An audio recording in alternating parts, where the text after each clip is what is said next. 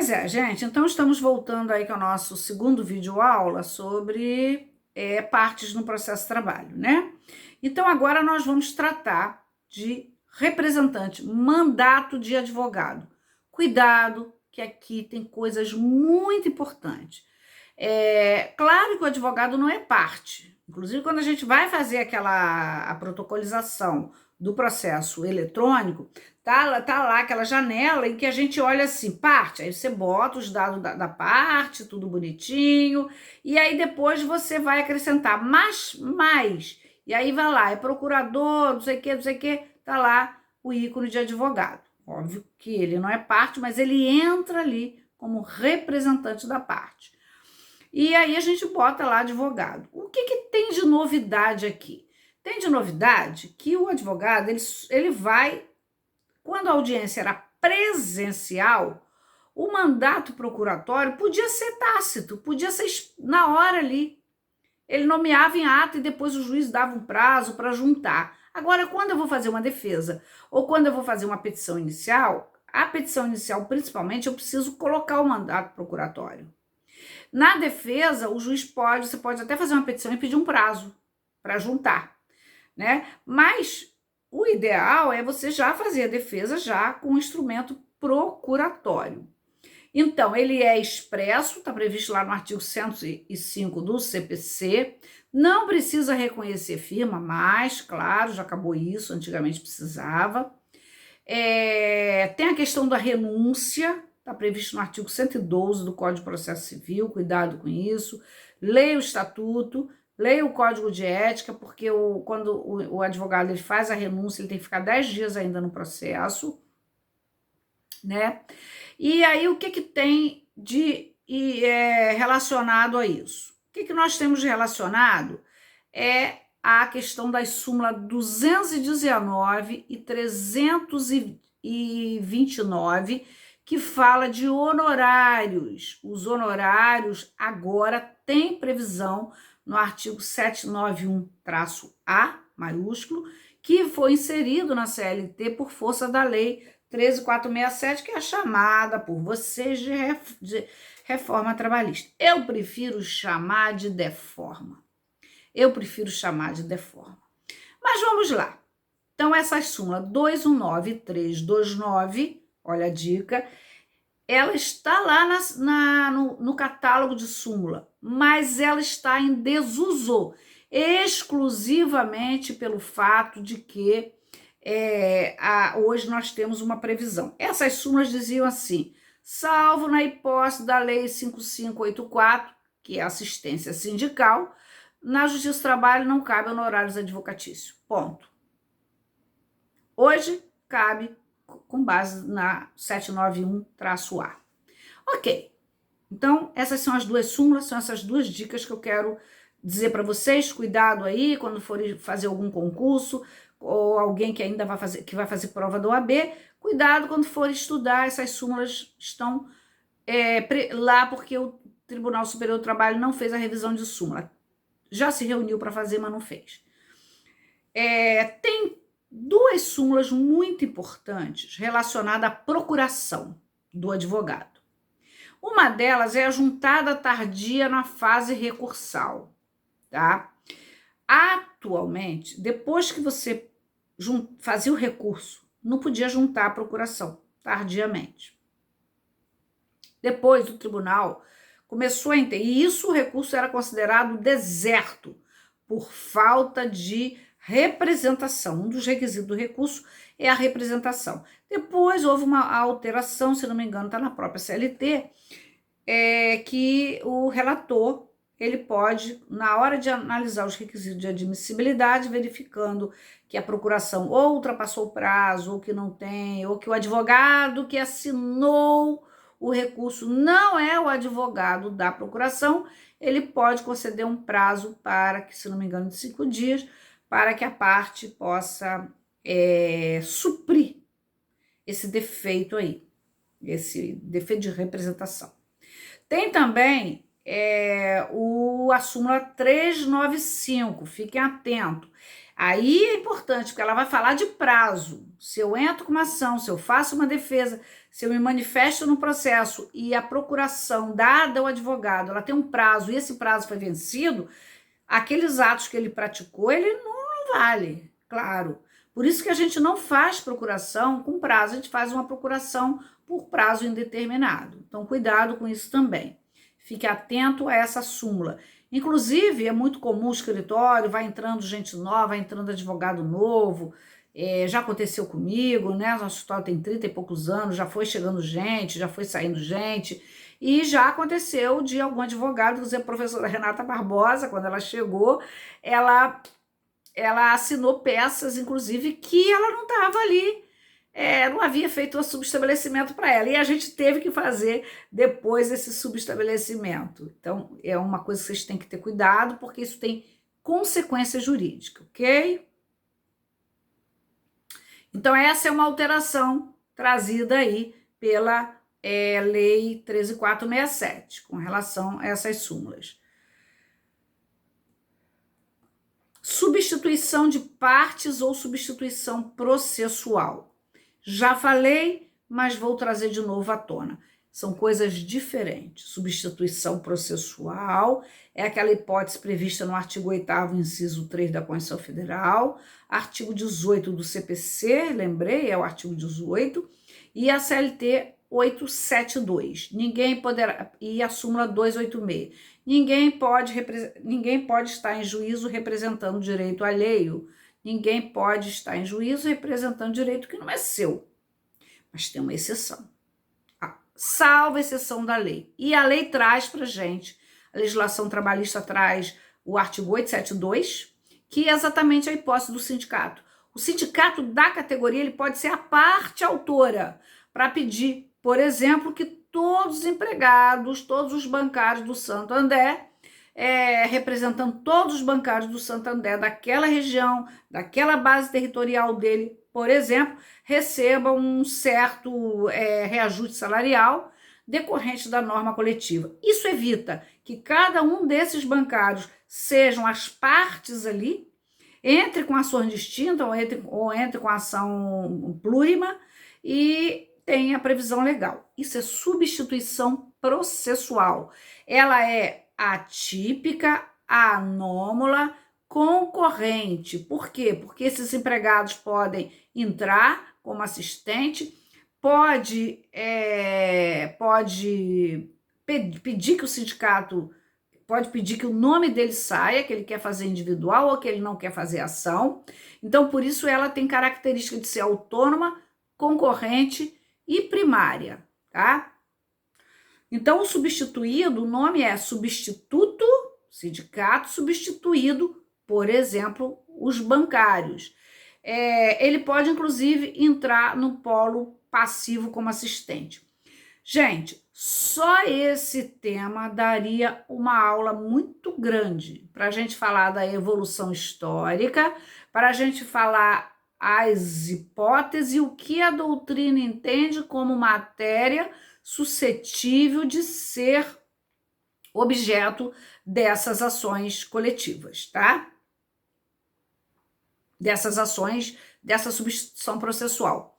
Bom, isso, minha gente, é substituição, isso é substituição processual, também chamada de legitimação extraordinária.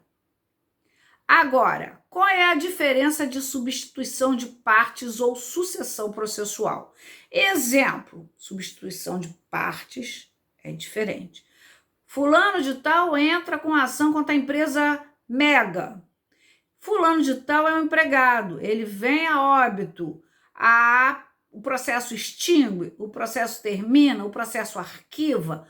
Não, o processo vai ter, as partes serão substituídas, tanto em relação ao empregado quanto em relação ao empregador, quando houver a morte desse empregador, por exemplo, também o empregador individual. E aí eu vou mostrar para vocês algumas súmulas, 12, 303, não, artigos 12, 303, 687, 692 do CPC. Aqui a gente também utiliza o artigo 10 e 448 da CLT, que é a hipótese de sucessão de empresas, quando uma empresa sucede a outra. Ela adquire todo, está previsto lá no 10, no 448, e previsto também a questão do grupo econômico no artigo 2º. Mas não é bem grupo econômico, é sucessão. Aqui tem uma coisa muito importante, né? Inclusive lá no nosso Instagram do curso, BRM Curso Jurídico, surgem muitas perguntas. A partir dessas perguntas, eu crio textos e mando para a pessoa que cuida da minha rede social do BRM Cursos, que tem o site, tem o Instagram, tem o Facebook, tem agora, como vocês dizem, o YouTuber. E ela fez essa pergunta, mandou para mim e eu respondi. Como é que faz quando falece o empregado? Quem recebe? Como é que recebe?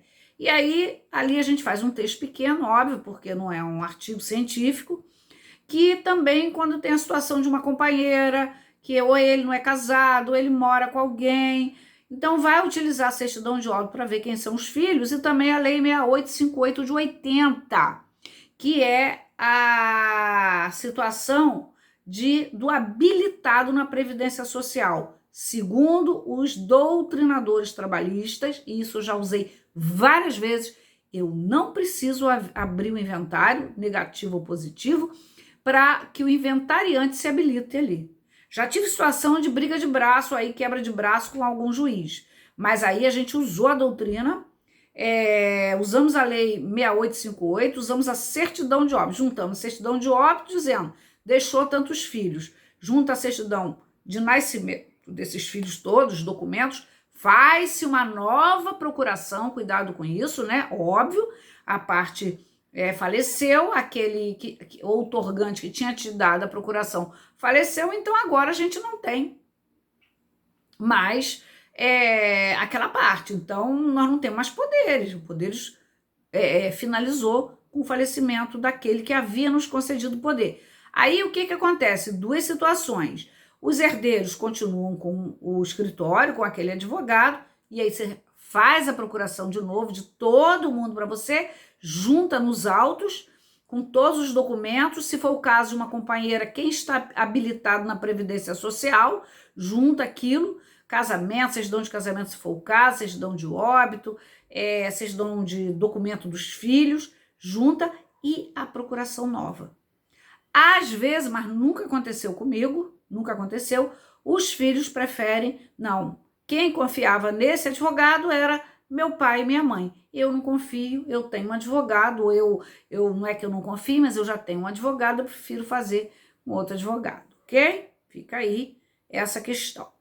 Dentro dessa temática, partes no processo do trabalho, nós temos a situação do litisconsórcio e da intervenção do terceiro. É claro que eu posso ter uma acumulação de partes no processo, tanto ativamente, artigo 73 do Código de Processo Civil, né? CLT 842, quanto também ativa e passiva. Eu posso botar 2, 3 empregados no polo ativo, mormente, se esses empregados tiverem o mesmo objeto, por exemplo, só salários do mês de fevereiro e março. Não tem por que eu fazer 3 ações distintas. Agora, se um deles tem questão relacionada à hora extra, o outro tem questão relacionada a vale transporte, melhor que eu faça ações separadas. Mesmo porque o juiz pode limitar esse litisconsórcio ativo, ok? O juiz sempre pode limitar. Eu estou com um chazinho aqui que eu fiz, que é para minha garganta não se irritar. Um chazinho de limão com capim-limão. Vocês gostam? Imagine falar 4 horas seguidas. 8, quando eu dou aula na pós-graduação. 7. Na 7ª aula, na 7ª hora, eu não tenho mais voz e já não suporto mais falar. Já nem sai. Então, o polo passivo, né? Normalmente, quando você tem 2 empresas, grupo econômico, aconselha-se a botar as empresas do mesmo grupo econômico ali no polo passivo. Já quando é questão relacionada à sucessão, é desnecessário colocar sucedida e sucessora. Coloca-se, tecnicamente, o correto é colocar só a sucessora. Professora, eu posso botar o sócio e a empresa? Não precisa. Mas se a empresa não tiver patrimônio, como que eu vou receber esse processo? Pelo Instituto da Despersonalização Jurídica. Vai ter um vídeo, já tem, gravado sobre empregador, onde eu trato dessa temática de despersonalização jurídica e trato também, dentre outros, da terceirização. Então, essa despersonalização jurídica é um instituto para quem está aí já bem há algum tempo na ativa, ou para quem vai começar, muito importante que seja estudado. Então, tecnicamente, é incorreto colocar empresa e sócio. Eu boto a empresa, é ela a empregadora, é ela a devedora da relação de direito material, é ela que contratou e assalariou. Mas se ela não tiver patrimônio? Bom, aí tem aquela questão da fraude, da confusão patrimonial. E aí o que eu vou fazer? Eu vou simplesmente depois fazer a despersonalização jurídica na fase de execução, lembrando que processo de trabalho eu uso a expressão fase porque é fase, no processo civil o processo de trabalho ainda é sincrético, o processo civil é dual, e aí eu vou alcançar o patrimônio do sócio. Então, não preciso botar. Então, eu boto a empresa. E quando acontece um litisconsórcio passivo, terceirização, tomadora e prestadora, é muito comum, a gente faz muito, prestadora e tomadora. Qual a finalidade? Responsabilidade subsidiária da empresa tomadora de serviço. Faço muito, semana mesmo fiz várias da Enel, terceirizada da Enel, Edcom, e fiz muita, Edcom mandou um monte de gente embora. Aí faço da Edcom, no polo passivo eu boto a Enel. É óbvio que ela esperneia, ela diz que ela não é responsável sobre subsidiária, porque tem uma lei, realmente tem a lei 8.000 e tal, e que ali diz que não, que ela não tem que responder, porque ela faz a fiscalização. Sim, mas se a contratada dela não paga, há uma culpa in vigilando, uma culpa in eligendo, que já era prevista na súmula 331 do TST, que, diga-se, vai ser reformulada, ainda não foi. Mas a reforma trabalhista, nos seus artigos, sobretudo que alterou a terceirização, ela não exclui a responsabilidade subsidiária, nem que seja uma empresa prestadora de serviço público. Ela é responsável subsidiária. O que agora a gente não consegue mais é que ela seja a real empregadora, o vínculo diretamente com ela, porque agora pode-se terceirizar tudo. E eu vou fazer uma aula que vai para o canal do YouTube só sobre terceirização, tá? Que é muito interessante, porque mudou muita coisa, gente. Mudou, o negócio complicou. E aí a gente tem esse litisconsórcio passivo e ativo. Dei 2 exemplos do ativo, do passivo, caso de solidariedade, 2 empresas, caso de responsabilidade solidária, artigo 2º da CLT, parágrafo 2º e 3º, e caso também de terceirização, tem lá a súmula 331 e a alteração que foi dada à lei 6.019 pela lei da reforma trabalhista. Estou falando muito a lei, mas tem tudo nesse material de vocês aqui, tá? Intervenção de terceiros. A assistência é uma parte que entra no processo sem ser a parte autora e sem ser a parte ré. É um tipo de intervenção de terceiro prevista no artigo 119 e 123 do Código de Processo Civil. Esse terceiro intervém voluntariamente, não é chamamento ao processo, nem hipótese de denunciação à lide, porque ele entra voluntariamente, né? Pelo fato de ter um interesse jurídico. Ele não entra porque ele quer. Por exemplo, a esposa do autor. Eu quero entrar no processo porque eu acho que... Enfim, não. Um outro empregado. Eu quero também participar desse processo. Não. Ele tem que ter um interesse jurídico para ajudar uma das partes. ele não é parte. Aí eu destaco a súmula 82 do Tribunal Superior do Trabalho, que ela é importante, que vai falar especificamente desse interesse jurídico, tá?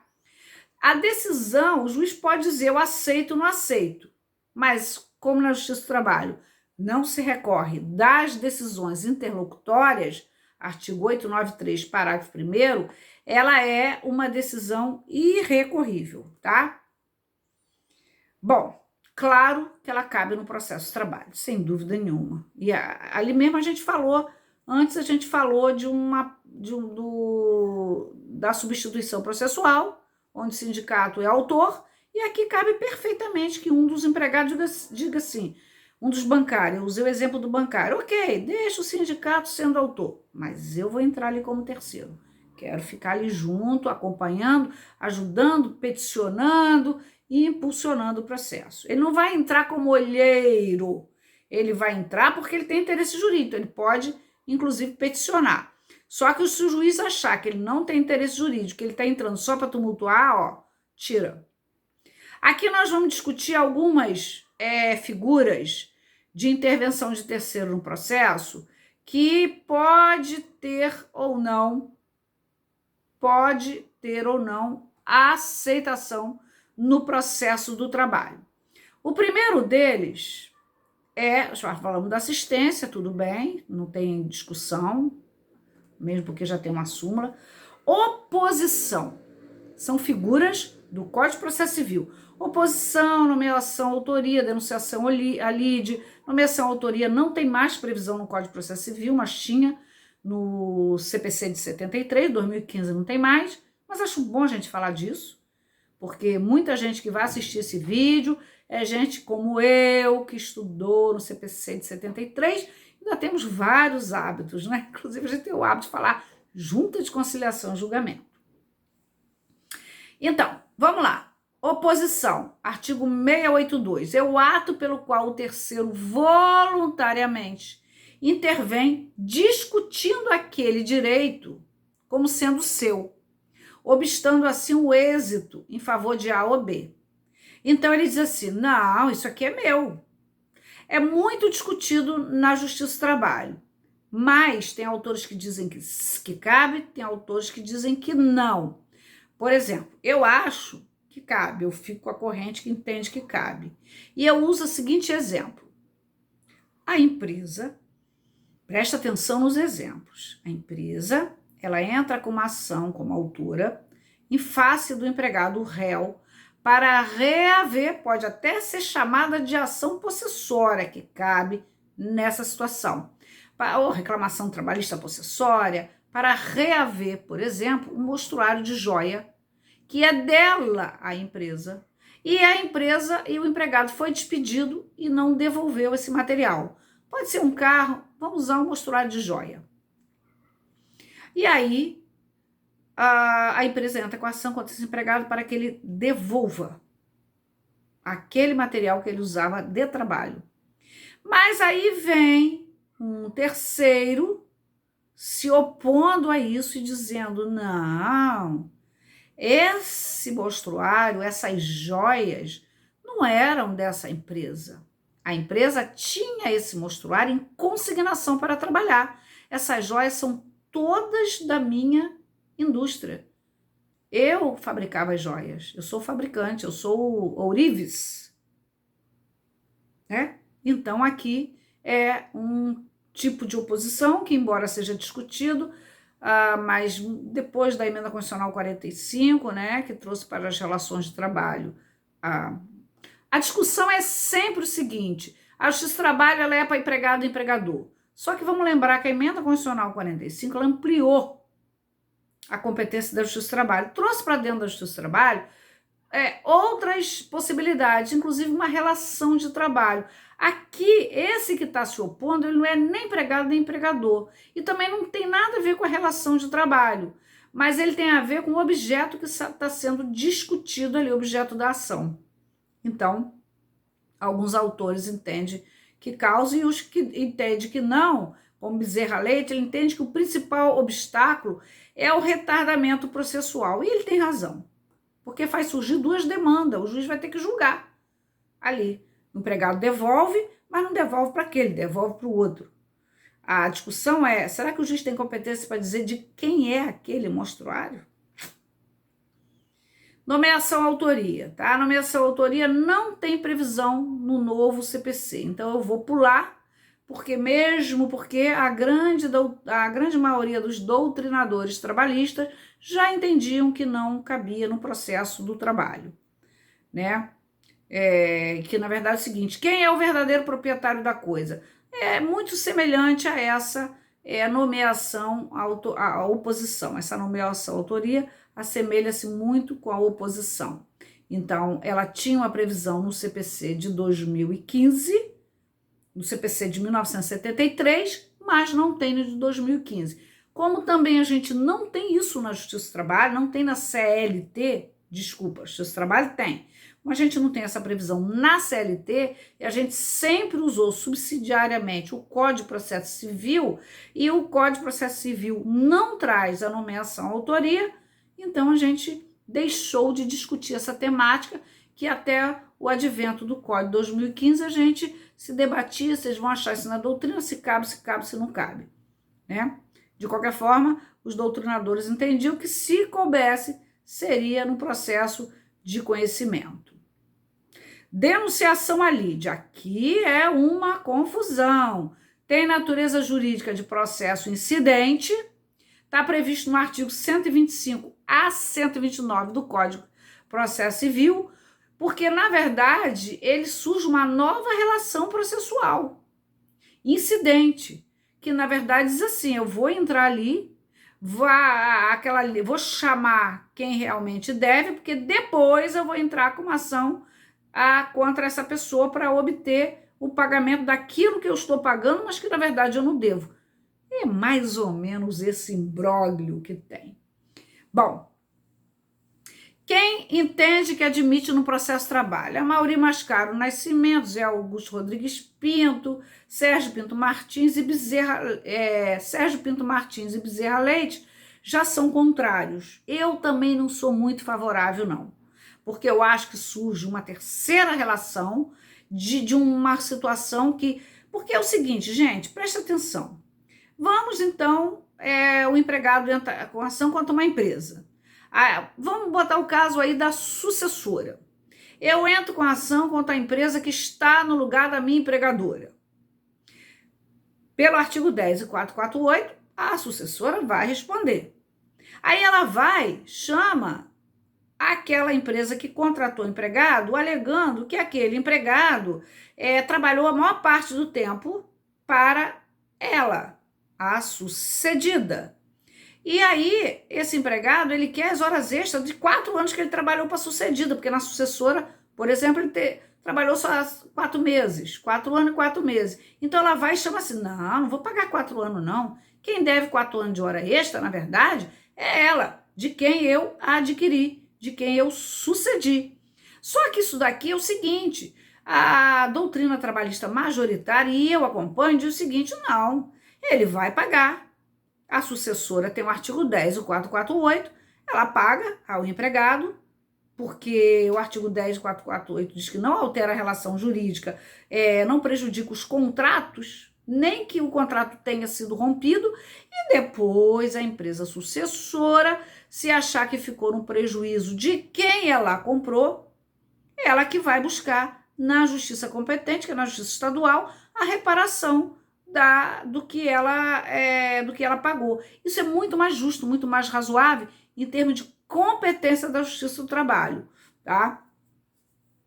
Acontece que após a emenda constitucional 45 de 2004, que trata da extensão, que dentre outros ampliou a competência da Justiça do Trabalho, lá no artigo 114 da Constituição Federal, ela cancelou uma orientação jurisprudencial 227 da seção de dissídios individuais para dizer que, porque essa orientação jurisprudencial dizia assim, terminantemente, não cabe denunciação à lide na Justiça do Trabalho.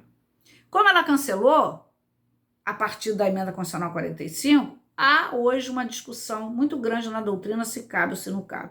Eu fico com a minha teoria, eu acompanho aí alguns autores, é o seguinte, não, a empresa vai buscar lá, na esfera estadual, aquilo que ela sentiu que ela ficou prejudicada, afinal de contas, quando ela adquiriu, quando ela comprou o acervo, quando ela comprou tudo, ela não fez um contrato, ela não se resguardou? Claro que fez. Nós temos pequeno, médio, grandes empresários, grandes empresas no Brasil e que, obviamente, que cuidam dessa situação. Por fim, o chamamento ao processo previsto no artigo 130 a 132 do CPC. A finalidade do Instituto é trazer para o mesmo processo outros responsáveis pelo débito reclamado. É discutido, mas, gente, eu vou dizer muito para vocês, cabe muito na Justiça do Trabalho.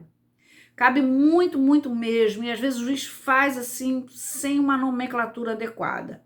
E como é que é? Às vezes o juiz faz até de ofício. O empregado, ele entra, por exemplo, contra uma empresa e não tinha carteira assinada. Aquela empresa, ela vai para a justiça assim, eu não tenho nada a ver com isso. Eu só recebi a citação porque estava o meu nome lá. Ele nunca foi meu empregado, ele trabalhava do lado. Aí o juiz faz o seguinte, vamos então chamar o processo quem essa pessoa disse que é. Não, eu não sou empregado dele.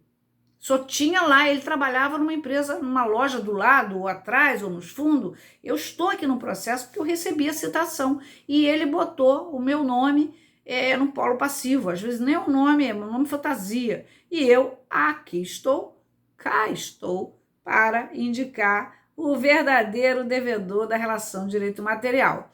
E às vezes já aconteceu isso comigo em vários processos, né? Embora a gente tenha muito cuidado de botar o nome certo, a gente pede muita informação para o cliente para evitar isso mesmo, né? De ter surpresa, de adiar audiência, né? E às vezes acontece, por exemplo, uma confusão com o engenheiro. Às vezes o pedreiro não tem carteira assinada, o servente, ele vai e bota o engenheiro, que é aquela pessoa que dá ordem a ele, bota o encarregado, que é sempre quem pagou, sempre quem ele deu ordem, e aí esse encarregado, esse engenheiro, ou esse construtor, esse empreiteiro, ele vai para a justiça assim, olha, eu tô aqui, porque ele botou meu nome, doutor Sérgio da Silva Flores, tô aqui, mas eu não tenho nada a ver com isso. Eu também sou empregado, ou eu não sou empregado, eu sou arquiteto, eu sou engenheiro, o dono mesmo da obra, o proprietário da obra é fulano de tal. O dono da loja para onde ele trabalhava, que ficava atrás da minha, é fulano de tal. O dono da obra é a empresa, o empreendimento X. Então, na Justiça do Trabalho, eu acho que cabe sim. Tem autores que acham que não, Sérgio Pinto Martins acha que não, e o Bezerra Leite acha que cabe. Mas a gente viu aí que existem situações que